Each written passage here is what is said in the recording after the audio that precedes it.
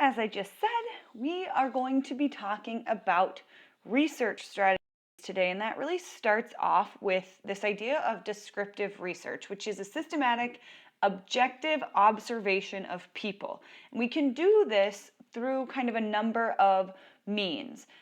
We are going to look into more detail at case studies, naturalistic observations, surveys, and interviews, but we know for all of these kind of methods in descriptive research, the goal is to provide a clear, accurate picture of people's behaviors, thoughts, and attributes. So when we're talking about descriptive research, we're talking about it in contrast with, like, say, an experiment, something that we put together and test a certain hypothesis, right? Instead, descriptive research is really looking at this is the way that things are. This person had brain damage, so we're going to observe their behaviors, thoughts, and attributes. Or these children are growing up and we don't want to mess with their access to resources, so we're just going to look at kids without access to preschool versus kids with access to preschool. A lot of the reason that people, the main reason why people engage in descriptive research as opposed to doing experiments is because of ethics. We are going to talk about ethics here shortly, but it's really important to recognize, again, I mentioned I want to know what brain damage does to a person and what happens to their personality. You can't just go give somebody brain damage. Same thing with the preschool example. Let's see how children raised in communities that have access to preschools versus those who do not are raised. We can't just be let's take kids and not give them preschool and see what happens, right? That's not ethical, that's not beneficial to the participant. So instead, we engage in descriptive research. And that, again, is this idea of let's see what already is in existence and try and figure out why that is the case and put some facts and understandings to what already exists. So the first example of a descriptive research practice that we're going to look at is a case study. And this is when we examine one individual in depth.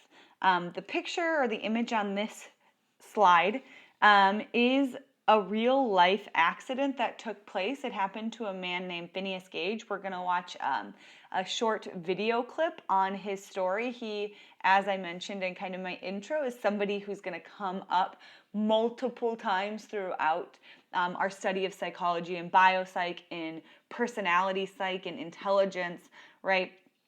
So having an understanding of who he is and what his case presents and the information that it provided us with is really important. But we are using him to really reference what is a case study, right? The benefits of case studies includes that they can be a source of ideas about human nature in general, but a danger could be an overgeneralization from one example, right? We look at this one case and we say, we understand this now. That can be problematic in that it could just be a fluke situation, or it could be this person's individual experience was different from somebody else's. So we understand that it gives us insight into human nature in general. Again, a injury such as the one depicted here, we could never recreate because that would be terrible to do to somebody. But because it happened accidentally, we're able to use his experience to better understand certain areas of the brain. So we, like I said, are going to watch a quick video. The clip on this slide is a little bit longer and, goes over the case of Phineas Gage. And so when we watch it, I just want you to think about how this case study really gives us an example of this particular type of descriptive research.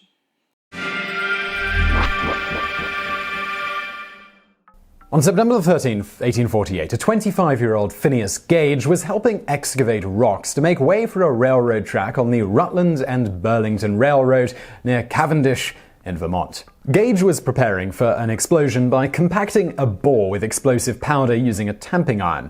Unfortunately for him, but fortunately for science, a spark created from the tamping iron ignited the powder, driving the iron straight through Gage's skull. It entered under the left cheekbone and exited completely through the top of the head, and was later recovered some 30 yards away, smeared with blood and brain matter. To have an idea of the extent of damage this iron would have caused, you need to realize its size. The tamping iron was 3 foot 8 inches, that's 1.11 meters in length, and 1.25 inches, that's 3.18 centimeters in diameter at one end, and tapered over a distance of about 1 foot to 0.25 inches or 0.6 centimeters in diameter, and it weighed approximately 13 pounds or 6 kilograms. After the rod passed through his head, it is not known whether Gage lost consciousness, but within minutes of his injury, at the astonishment of the men on his crew, he was walking and talking and sat upright in an ox cart for the 3/4-mile ride to his house, where he was attended to by Dr. Edward H. Williams, who described the situation as such. "When I drove up, he said, 'Doctor, here is business enough for you. I first noticed the wound upon the head before I alighted from my carriage, the pulsations of the brain being very distinct. The top of the head appeared somewhat like an inverted funnel, as if some wedge-shaped body had passed from below upward. Mr. Gage, during the time I was examining this wound, was relating the matter in which he was injured to the bystanders. I did not believe Mr. Gage's statement at that time, but thought he was deceived. Mr. Gage persisted in saying that the bar went through his head. Mr. G got up and vomited. The effort of vomiting pressed out about half a teacupful of the brain, which fell upon the floor." By evening, Dr. John Martin Harlow had taken over the case, and it was his notes of observations about Phineas's injury, subsequent recovery, and personality changes that provided evidence that the frontal cortex is involved in one's personality.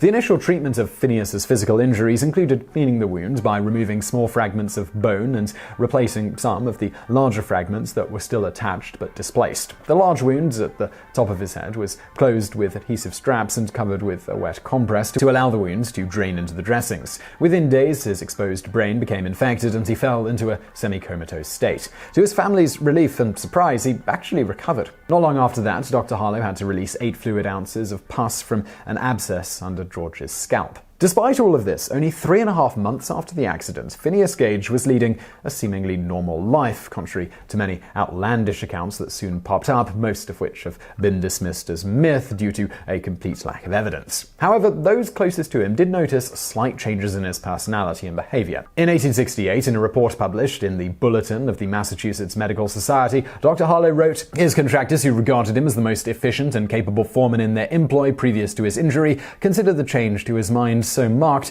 that they could not give him his place again. He is fitful, irreverent, indulging at times in the grossest profanity, which was not previously his custom, manifesting but little deference for his fellows, impatient of restraint of advice when it conflicts with his desires, at times pertinaciously obstinate yet capricious and vacillating, devising many plans of future operation, which are no sooner arranged than they are abandoned, in turn for others appearing to be more feasible. In this regard, his mind was radically changed, so decidedly that his friends and acquaintances said he was no longer Gage.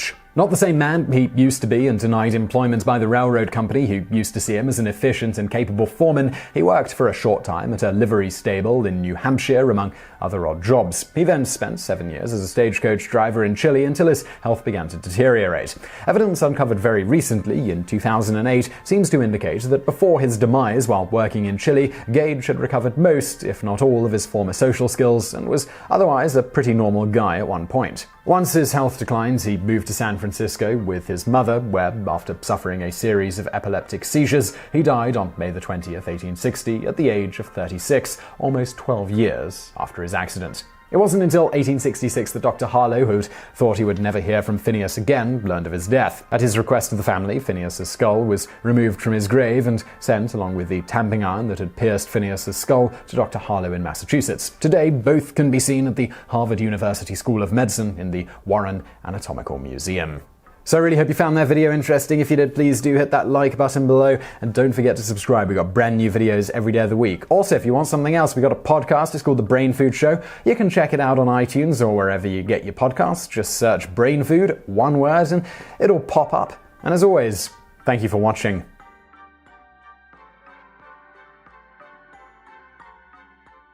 So with that example, Phineas Gage's example of a case study, we are now going to move on and look at naturalistic observation, right? This is pretty intuitive. This is exactly what it sounds like. It means just watching and not trying to change anything, right? We're taking notes, we're watching, in this particular example, we're watching children interact with one another, and we're taking notes. How do they interact? Is it different when they're 2 years old versus when they're 4 years old, right? Are kids who are engaging with ethnically diverse children engaging in a different manner than those engaging with people of their own ethnicity, right? We're putting kids, or whatever our subjects are, in kind of a looking glass and figuring out what are these interactions like, what are these behaviors, and where do they stem from. So this is a method that can be used to study more than one individual, and its goal is to find truths that apply to a broader population. So let's just put kids in a playroom and watch them and see what happens, and take away this understanding that like how this randomly assigned population of kids can be representative of kids as a whole. The last one here then is going to be the survey. A survey is a method of gathering information about many people's thoughts or behaviors through self-report rather than observation, right? Like, you know what a survey is, but what is its relevance when we're talking about descriptive research and when we're talking about psychology, right? The keys to getting useful information is to be very careful about the wording of your questions, and you're only going to question randomly sampled people. We are going to talk about statistics tomorrow, and there's like a bajillion different like problems that can be presented by surveying people. One of those is, I can't even remember what it's called. I took psychology in high school and college, but like the idea that if you are going around and calling people for like to find out who they're voting for, right? If you're calling from the office of Bernie Sanders, right? And you're like, hey, are you voting for Bernie Sanders? If people are, they're more likely to respond yes. If they're not, they're more likely to abstain from even like putting in their opinion. Therefore, your results are going to be skewed. And so like just recognizing that this randomly sampled group that's being surveyed is so critical and important, because then you're getting a real sample of the population. You're not just getting the people who are riled up about something or who have time on their hands to answer survey questions. You're getting kind of a bit of all the people's ideas. And so that's really, really important. The other thing, the first thing that's listed here, right, being careful about wording of questions, right? Wording affects the results you get from a survey, and they can be changed by your word selection. So looking at this example, and talking about like online psychology, say, we're just looking at this particular course now that we've moved to e-learning. Do you have motivation to study hard for this course versus do you feel a desire to study hard for this course, right? Someone wanting to make students look ambitious would choose the first question, right? Do you have motivation to study hard for this course? Easy.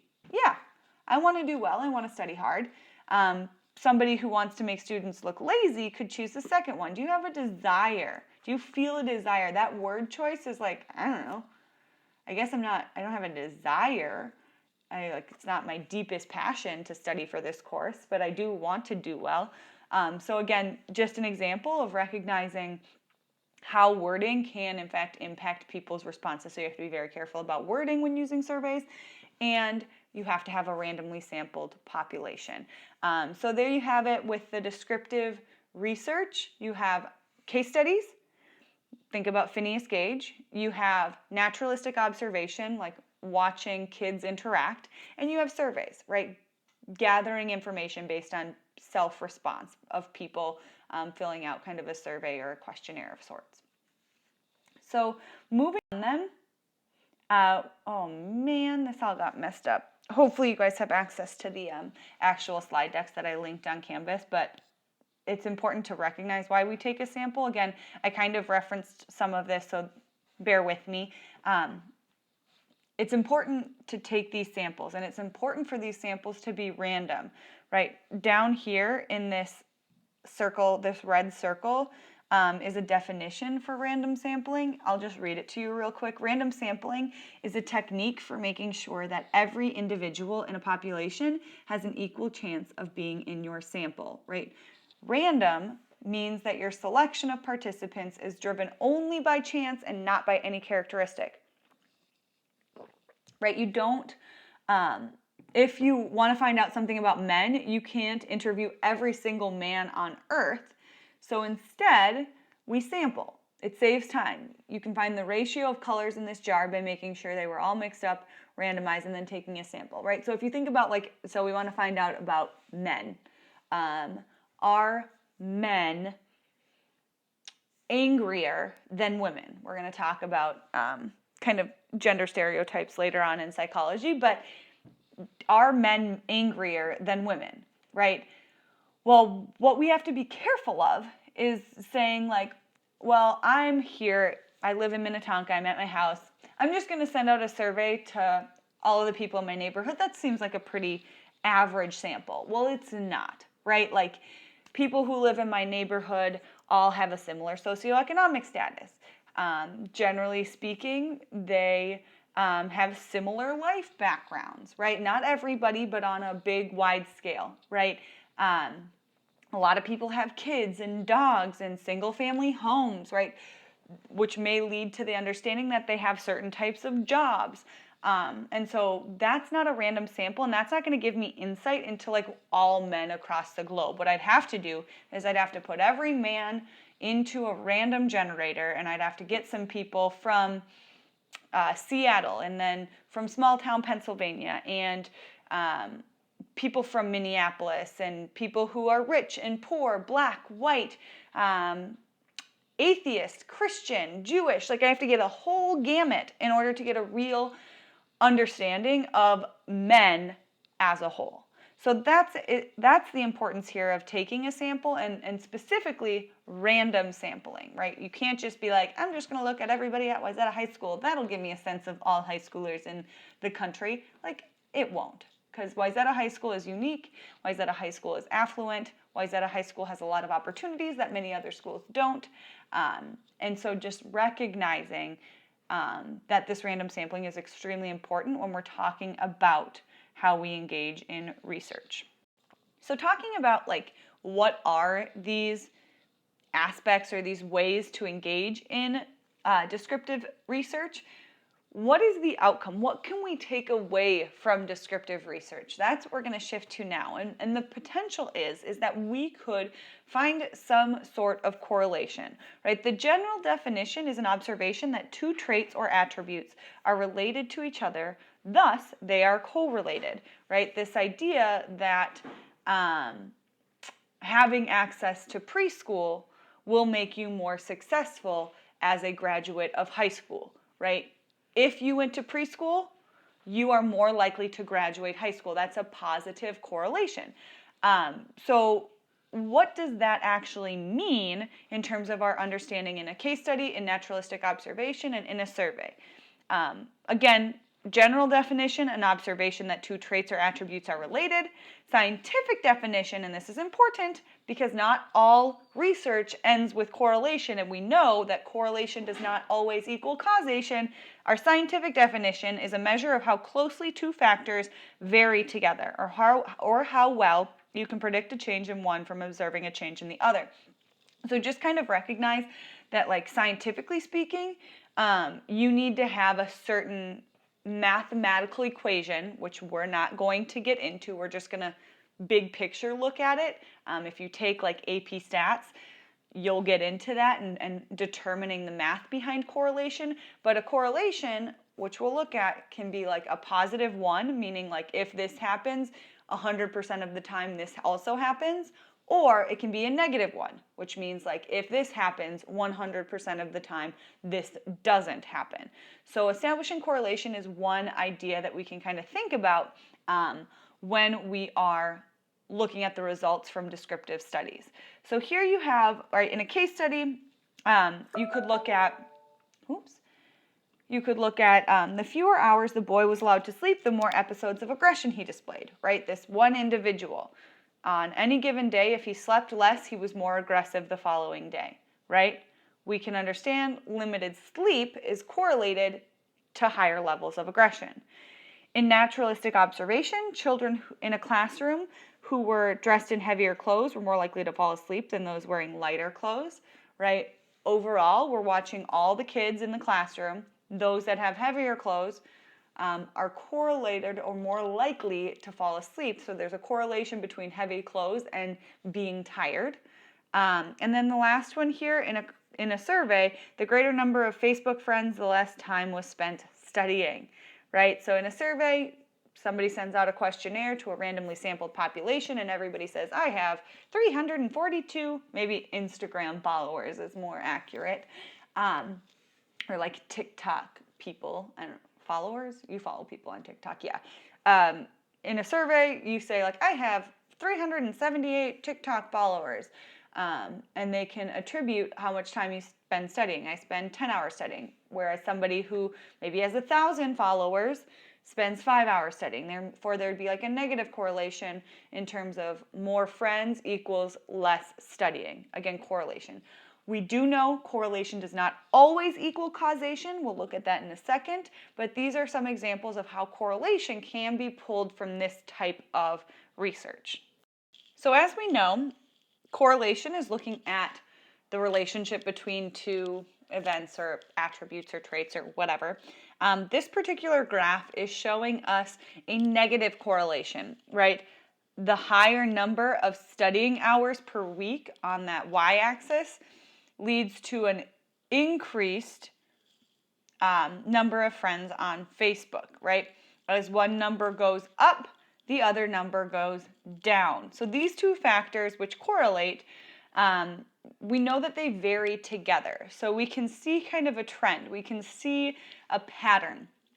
People with more Facebook friends, if you're looking down in this like right-hand corner, study less. So nearly 0 hours are spent studying, whereas people who have no Facebook friends have on this top left of the graph, right, spend a lot more time studying. So this is a negative correlation. Again, we're going to look at the difference between a negative and a positive correlation and what some of these numbers might mean behind correlation. But this is just one example of a graph depicting correlation.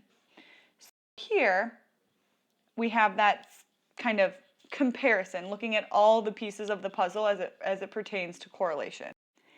And that comes from this idea of correlation coefficient. Now, yesterday we talked about operational definitions, right? How do we put tangible, quantifiable measures to intangible, abstract things, right? How can we define this idea that sleepwalking is not dreaming, right? Those abstract ideas. How can we put quantifiable measures to some of these abstract psychological ideas? The same thing is going here for correlation coefficient, right?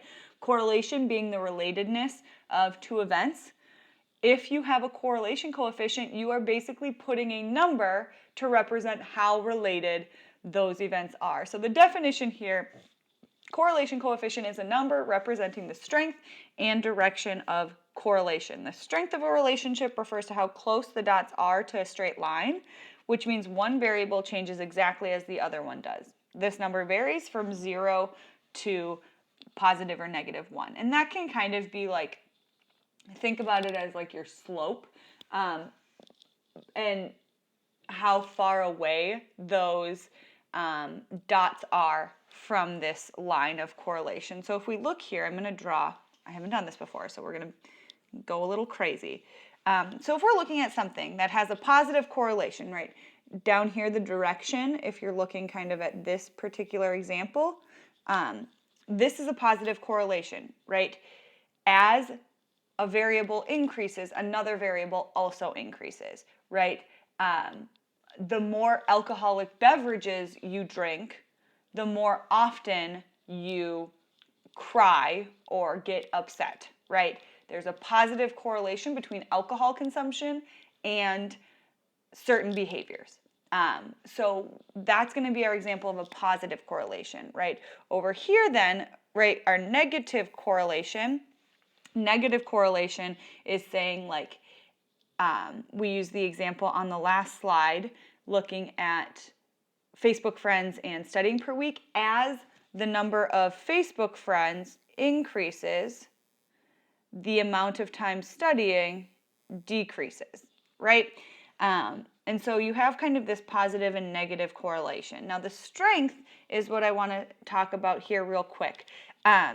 If every single person on your study falls exactly on that line, right, just like I kind of drew those dots there, we know that there's a very strong correlation. In fact, you would call that correlation coefficient +1, right? But what if some of the dots look like this, right? There's clearly a trend. We clearly see a trend moving this way, even though it's not straight to that line, right? There is a trend, there is a relationship, but that relationship isn't as strong as +1. So this might be, say, like a 0.7 correlation coefficient. Now, you again do not need to know the math behind how to find a correlation coefficient. You are going to have to recognize, right, that this is less than 1, but there is correlation, right? If the dots are kind of all over the place, oops, wrong pen. If the dots are kind of all over the place like this scatter plot, right, we would say there is no correlation. But all of a sudden, you have a cluster, right? Say you studied way more people in this red study than the blue study I was just looking at, right? Even though there are some what we call outliers over here. Ooh, that's great handwriting, Sarah. Even though there are some outliers over here, there is still a general trend going on here, right? And so we can say that these events are correlated except for some outstanding variables. So correlation coefficient is that operational definition that we are putting to relatedness.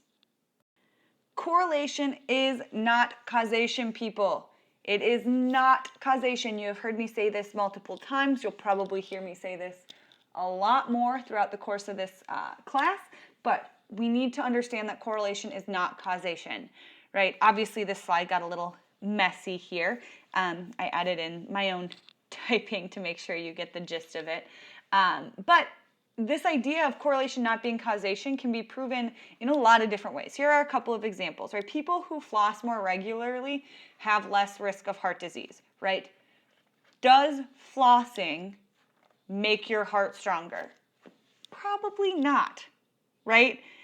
If the data is from a survey, we might conclude that flossing might prevent heart disease, or that people with heart healthy habits also floss regularly, right? People who take care of their teeth and are conscious of their hygiene, right, are probably more likely to like go for a walk or a run or like do things that are good for them, right? Whereas people who don't floss as often aren't as likely. So when we say correlation does not equal causation, right, while there is like an increase in flossing, also people who have an increased flossing, well, you know what I'm saying, people who floss more are also the same people who are less likely to have heart disease. That does not mean that flossing leads to less heart disease. The second example, people with bigger feet tend to be taller, right? Does this mean that having bigger feet causes height, right? Is one a cause of the other? Or is it we are born with certain attributes, and because our bodies are taller, right, our feet need to be bigger to support us? Right? Another example, this is one of my favorites. I still remember this from when I took AP Psychology in high school. But there have been studies done that show that ice cream consumption increases and violent crimes also increase. So in areas of the country, when we see a spike in ice cream consumption, we also see a spike in violent crimes, right? Why does this happen? Could it be the fact that cones look similar to knives and therefore subconsciously promote people committing crimes? Could it be that people who eat more ice cream have more sugar in their systems and therefore are more likely to go crazy and commit a crime, right? Probably not. the common denominator here in this particular example is, when do we eat ice cream? When it's summertime, when it's hot out. And when it's hot out, people are more often likely to get aggressive and frustrated, right? So hot weather leads to an increase in violent crimes. Hot weather also leads to an increase in ice cream. We know that causation does not equal, or correlation does not equal causation. While we see a positive correlation between ice cream consumption and violent crimes, right? We know that eating ice cream doesn't make you more likely to commit a crime. Let's go through just a few more examples, right? Women who have a baby after the age of 40 are more likely to live to be 100 than those who do not. In major U.S. cities, the greater quantity of ice cream sold, the greater number of murders, that one we just went over, right? The greater number of the greater number of churches in a city, the higher the crime rate, right? Maybe that's just population density. There needs to be more churches to support the amount of people living in an urban area versus a rural area, right? And therefore, there are higher crime rates because there are just more people, right? The more a person weighs, the larger their vocabulary, and people who had routine physicals in the previous 3 years are twice as likely to report high blood pressure and cholesterol levels, right? This last one here is like counterintuitive, right? If you go to the doctor and you get routine checkups, right, you should be healthy, you should feel better, you should be doing good things, right? Like, you shouldn't report high blood pressure and cholesterol levels. But if we think about it, the reason they're probably going to the doctor is because they have these conditions, right? So again, I say again and again and again, correlation does not equal causation. We're going to look at one more example. We're going to talk about why it's so important to then implement certain research methods and experiments as we're talking about psychology. So this idea of self-esteem and depression, right? Low self-esteem could cause depression, right? Depression could cause low self-esteem. Depressing events or biological predisposition could cause low self-esteem and depression, right? There's no way of knowing that like one causes the other, right? Until you do some sort of experiment or scientific study, which is what we are going to look at in this next short TED video. We know that the scientific method doesn't always work in psychology, right? There are a lot of intangibles, and that's why we resort to this idea of descriptive research, right? Why we revert to case studies and naturalistic observations, why we look for these correlating events. And so we're going to watch this quick video. It's going to give you kind of a rundown of what that looks like, and then we are going to switch our attention to experimentation, the placebo effect, and ethics. So hang tight, watch this video. We'll touch base real quick following it.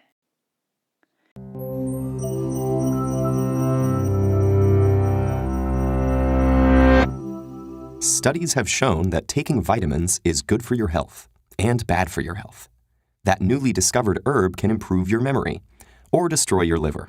Headlines proclaim a promising new cancer treatment and never mention it again. On a daily basis, we are bombarded with attention-grabbing news backed up by scientific studies. But what are these studies? How are they performed? And how do we know whether they're reliable? When it comes to dietary or medical information, the first thing to remember is that while studies on animals or individual cells can point the way towards further research, the only way to know how something will affect humans is through a study involving human subjects. And when it comes to human studies, the scientific gold standard is the randomized clinical trial, or RCT. The key to RCTs is that the subjects are randomly assigned to their study groups. They are often blinded to make them more rigorous. This process attempts to ensure that the only difference between the groups is the one the researchers are attempting to study.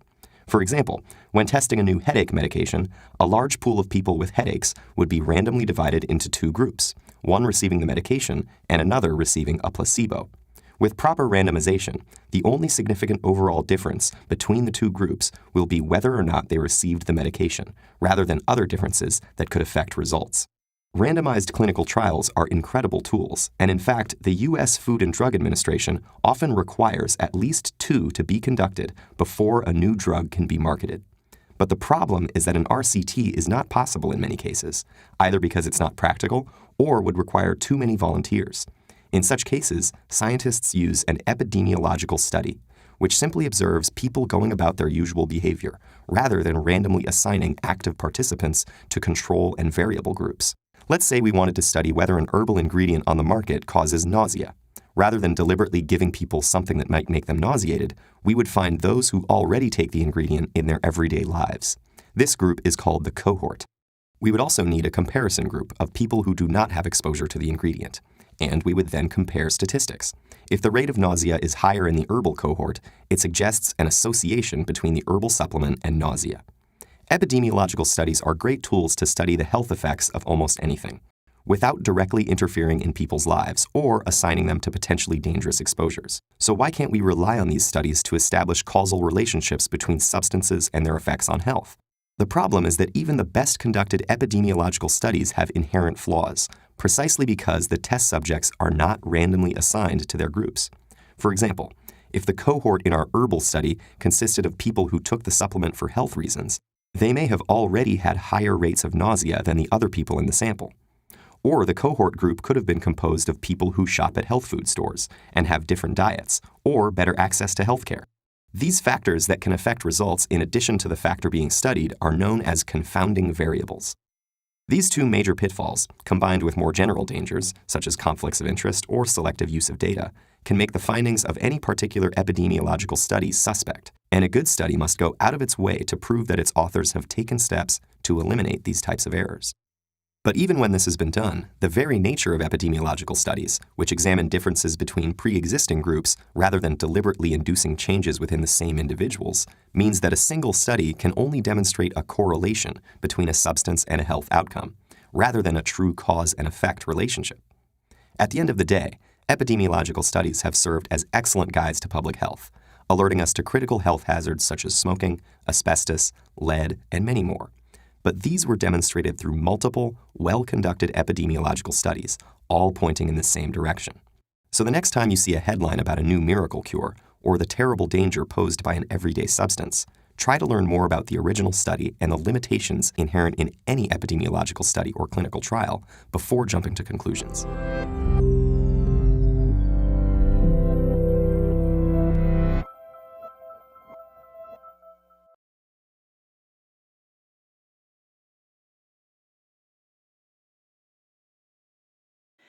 So that video, I think, does a really good job of tying all this up into like a nice, neat little package.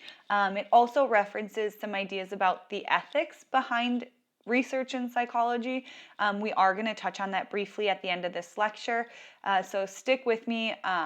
Obviously, this is kind of a big overview of research, specifically like descriptive research, as we've been talking about, case studies, naturalistic observations, and surveys. But now we are going to take this idea and like why there are issues with this potential type of research and switch our attention to experiments. Again, as we talked about the scientific method yesterday, the experimenting process may be a little bit of a review to you, so we'll chug through it as quickly as we can and make sure that we're getting ourselves prepared for the formative that you're taking after this, as well as tomorrow's day, which we'll be looking at stats.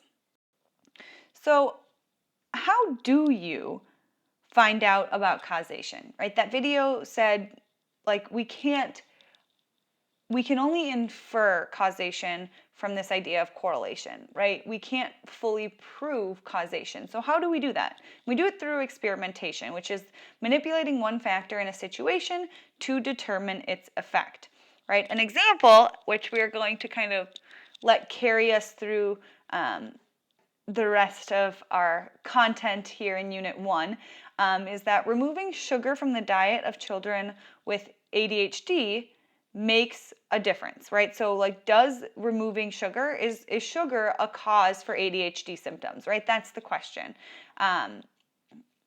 We're gonna, like I said, look at this particular example throughout today and tomorrow's lesson, but just kind of keep that in mind, right? We can pull kids who have diagnosed ADHD, we can pull kids who do not have ADHD, We can give some sugar, we can refrain sugar from some, and we can observe, and we can do an experiment to see how, with our observational or our operational definitions, we can say, like, how often is this kid inattentive? How often is this kid hyperactive, right? Like, we can use this as an experiment platform. Obviously, these shapes don't transfer over very well into this recording platform, so I'm just kind of like retyping in the definitions here. So when we're talking about experiments, we already referenced random sampling, but we need to recognize how it fits into our understanding of performing a psychological experiment, right? Random sampling is how you get a pool of research participants that represents the population that you're trying to learn about, right? We talked about men. If we're looking at traits in all men, we have to get men of all different backgrounds, ethnicities, religions, classes, all of the men to get a representative population, and that's done through random sampling. On the flip side, once you get those participants, right, we've randomly sampled a group of men, we've pulled them in, and then we want to do an experiment, we need to randomly assign the participants to control our experimental groups in order to control all variables except the ones that I'm manipulating. So like, I'm not just going to pull all like the fit, like that video just said, like I'm not going to pull all the like fit and healthy people and like give them some sort of experimental drug and say like, how do you feel? Like they're going to have a different response potentially to it than somebody who is unhealthy or who has a pre-existing condition. So we have to make sure that within our random sample, we're then also randomly assigning who is in the experimental group versus the control group. We're going to watch one more video on the placebo effect that talks about this idea of random sample, random assignment, and what the placebo effect is. I'm not going to talk specifically about the placebo effect, but you will have to know it. So this is going to kind of be how you get that content, and it gives a lot of examples of what the placebo effect is and how it relates to our understanding of psychological experiments.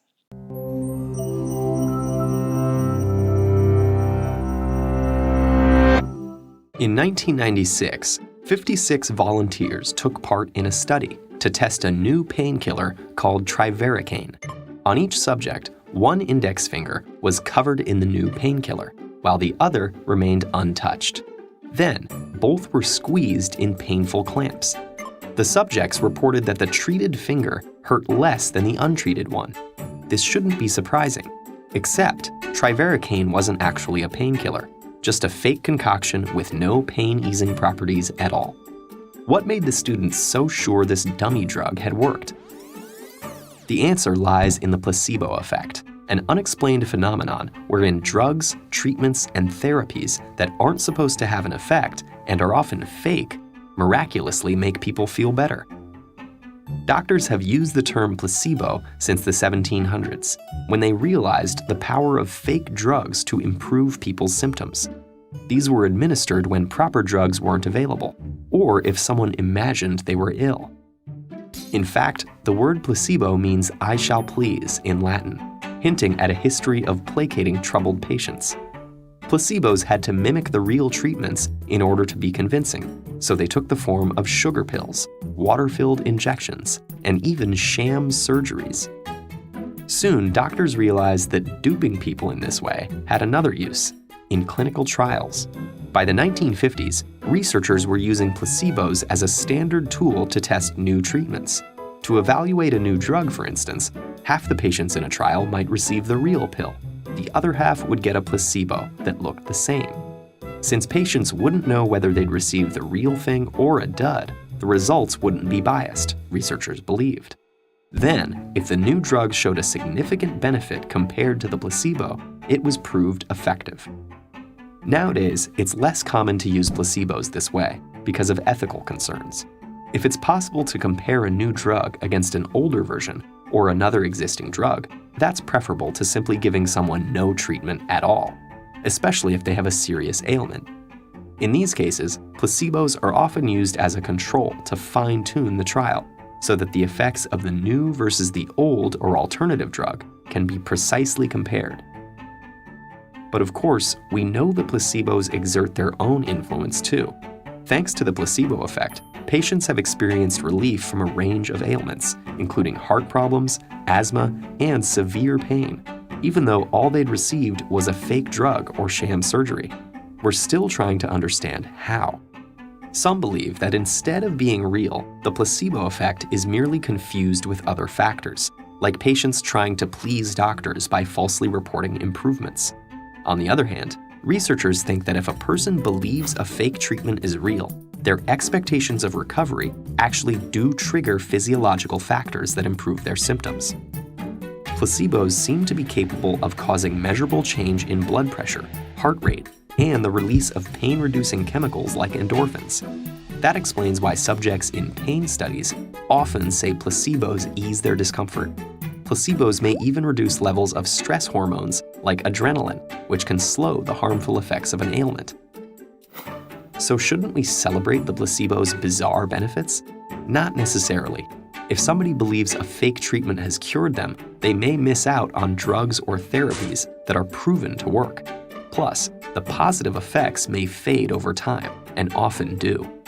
Placebos also cloud clinical results, making scientists even more motivated to discover how they wield such power over us. Despite everything we know about the human body, there are still some strange and enduring mysteries, like the placebo effect. So what other undiscovered marvels might we contain? It's easy to investigate the world around us and forget that one of its most fascinating subjects lies right behind our eyes.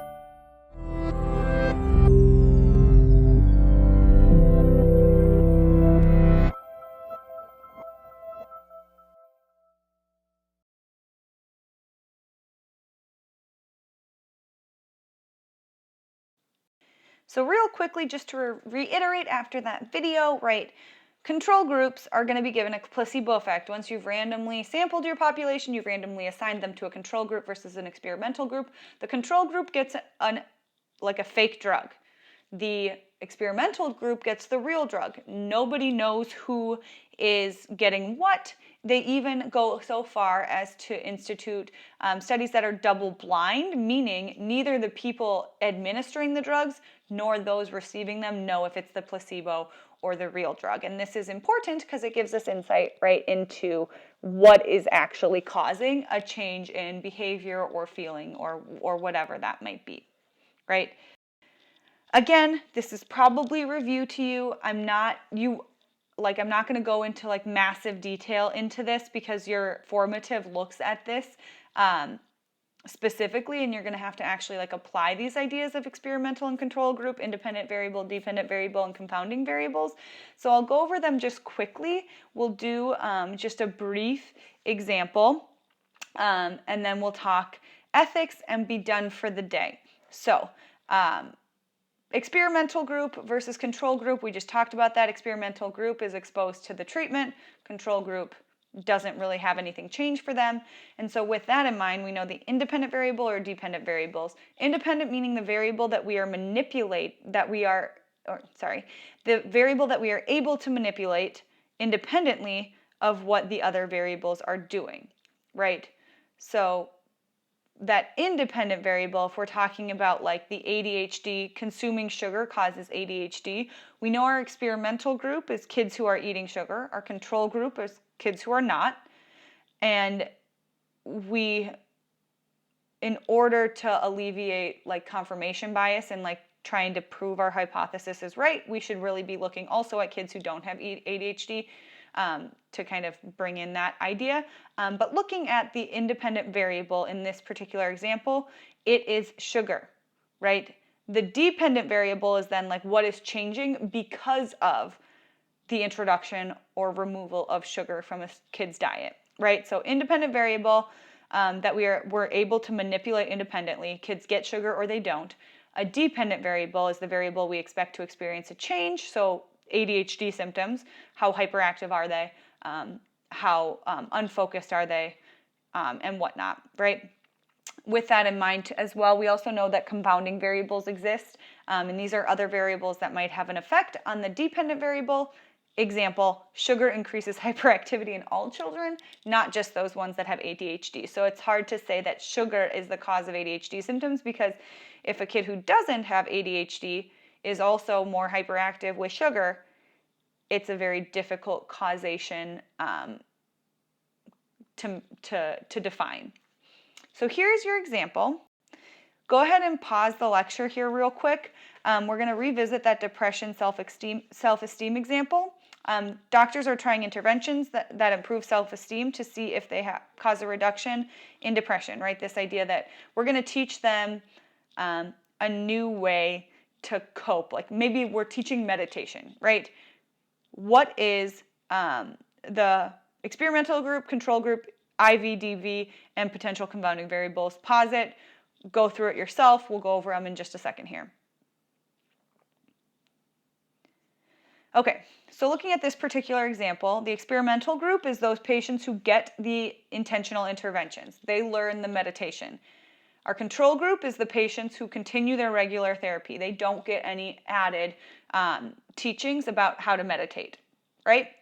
Our independent variable is the interventions that improve self-esteem. Say meditation has been proven to improve self-esteem. We're teaching them how to meditate. That's our independent variable. Our dependent variable then is what's going to change. What's potentially going to change if they can meditate, they can heighten their self-esteem, and therefore we will see a change in depressive symptoms, right? So these are some examples of those particular elements of an experiment that you are going to have to know, and just recognize that you are going to practice that more in the formative you're doing this afternoon. An experiment is a type of research in which the researcher carefully manipulates a limited number of factors and measures the impact. In psychology, you will be looking at the effect of an experimental change on a behavior or mental process. This is just the psychology definition of what is an experiment. So here, I'm going to kind of cruise through this. We're getting a little long in our lecture, but this is just one more example if you want to take a second and read through it, right? The idea that breastfeeding increases intelligence, is that in fact true? If you breastfeed longer, your kid will be smarter. Does correlation in this regard equal causation? Well, we don't know. We can't just like observe because there are confounding variables in terms of genes, right? The people who breastfeed longer and more may just be people who are more intelligent and they read more research studies, so they do more breastfeeding, or maybe they have higher jobs in which they can take longer maternity leaves, right? Because they have more intellect, right? There are a lot of confounding variables. So what do you have to do in an actual study? Women were randomly selected to be in a group in which breastfeeding was promoted. They then randomly assigned them. Had people stop breastfeeding, had people continue breastfeeding, and saw the intelligence scores at age 6, right? There's your experiment. So overall here, just taking a look at all of the research methods, you have descriptive research, you have correlational, and you have experimental. Those are the three we talked about today. Again, tomorrow we're talking about stats, and this, I'll just leave you with this screen. Oops. You have to institute an actual study. Right here, you would have to randomly sample a group of women who are pregnant so that you can randomly assign some to continue breastfeeding versus not continue breastfeeding. Then you test the children's intelligence quotient at the age of 6, and you see if in fact, overall, big picture, based on this experiment, there is causation to this particular idea that breastfeeding longer leads to higher intelligence in kids, right? This is a way to rule out those confounding variables. So just to wrap everything up, I'm going to leave you with this kind of chart. Feel free to take a picture of it. Feel free to jot it down in your notes, whatever. But this is just kind of the big picture overview of the 3 different types of studies that we looked at. We looked at descriptive, right? Looking at case studies, naturalistic observation, and surveys. We looked at correlational research methods, and we looked at experiments. Like I said, you are going to be asked to differentiate between these ideas and actually implement some of the research methods in your formative that you're about to take. So I'll leave you with this to kind of look at the differences and similarities between these types of research strategies.